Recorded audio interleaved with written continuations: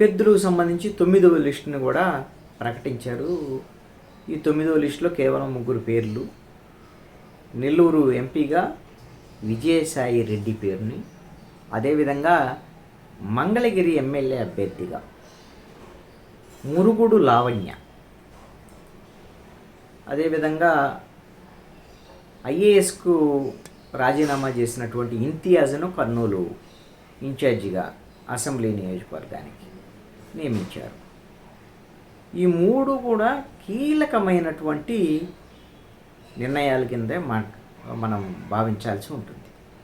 ఎందుకు 9వ లిస్ట్ ఇచ్చారు అంత హడావుడిగా? దీనికి కారణం ఏమిటి?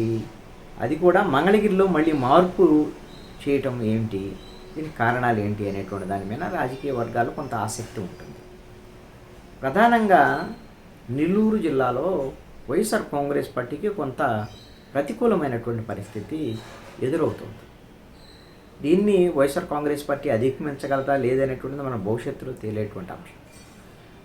3 అక్కడ ఎమ్మెల్యేలు కోటమిరెడ్డి శ్రీధర్ రెడ్డి, అదేవిధంగా మేకపాటి చంద్రశేఖర్ రెడ్డి, ఆనం రామనారాయణ రెడ్డి 3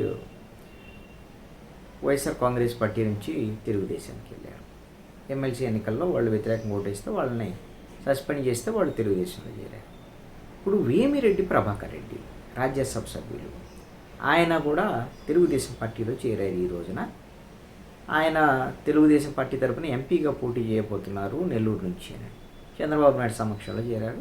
ఆయన సతీమణి ప్రశాంతి రెడ్డి, ఆవిడ కూడా నెల్లూరు టౌన్ నుంచి ఎమ్మెల్యేగా పోటీ చేసేదానికి అవకాశం ఉండొచ్చు తెలుగుదేశం. అంటే నెల్లూరులో 2019 ఎన్నికల్లో 10కి 10 స్థానాలను వైఎస్ఆర్ కాంగ్రెస్ పార్టీ గెలుచు.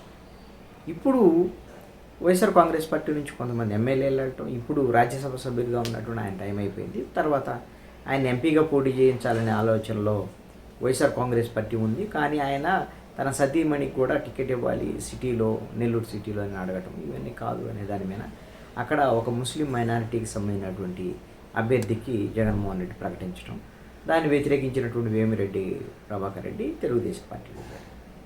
ఇక్కడ కీలకమైనటువంటి అంశం, వైఎస్ఆర్ కాంగ్రెస్ పార్టీలో చాలా అత్యంత కీలకమైనటువంటి 4 నాయకుల్లో జగన్మోహన్ రెడ్డి తర్వాత విజయసాయి రెడ్డి ఒకళ్ళు.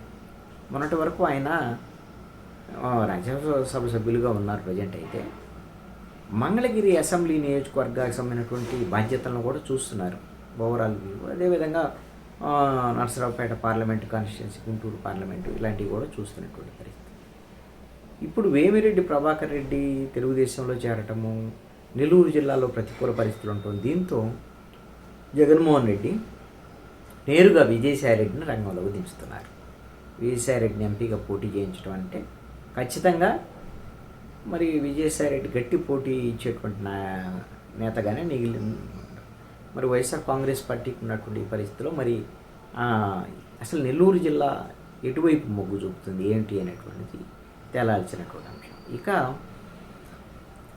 మంగళగిరి నియోజకవర్గం, మంగళగిరిలో ఎందుకు ఆల్రెడీ గంజి చిరంజీవిని అభ్యర్థిగా అంటే ఏముంది ఇన్ఛార్జిగా నియమించారు.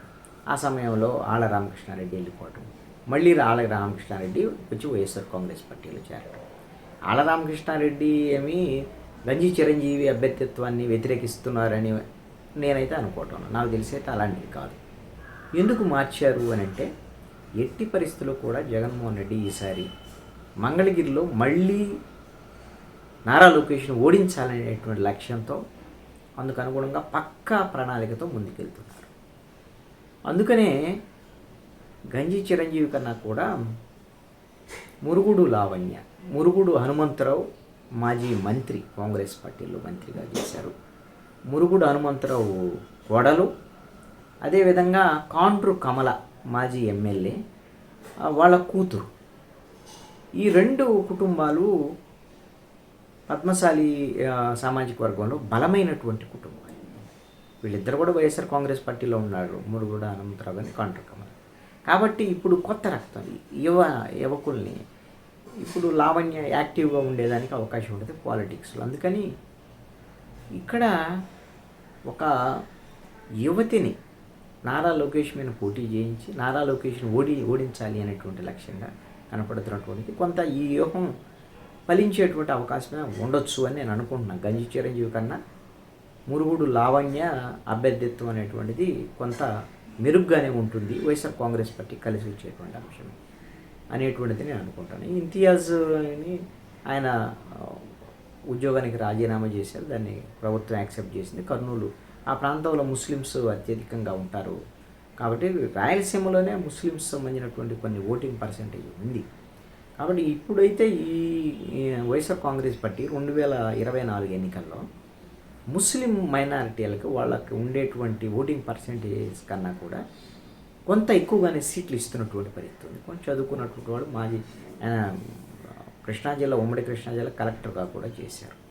ఇలాంటి వాళ్ళకి సీట్లు ఇవ్వడం అనేటువంటిది ఆయా సామాజిక వర్గాలు ఇప్పుడు ముస్లిం మైనారిటీల వైపు నుంచి 2019లో వైఎస్ఆర్ కాంగ్రెస్ పార్టీకి ఓట్లు వేశారు ముస్లిం మైనారిటీలు అత్యధికంగా. ఈసారి కూడా ఆ ఓట్లు తప్పకుండా వైఎస్ఆర్ కాంగ్రెస్ పార్టీకి వచ్చేటువంటి విధంగా వైఎస్ఆర్ కాంగ్రెస్ పార్టీ ప్రణాళికలు రూపొందిస్తుంది. అందుకు అనుగుణంగానే ఇంతియాజ్కి టికెట్ ఇచ్చినట్టు కనుక బహుశా ఇంకొక లిస్టు మాత్రమే, 10వ లిస్టు మాత్రమే ఉండొచ్చు అనుకుంటా. ఆ తర్వాత మొత్తం 175 అసెంబ్లీ నియోజకవర్గాలు, 25 పార్లమెంటుకు సంబంధించిన లిస్టు ప్రకటించేదానికి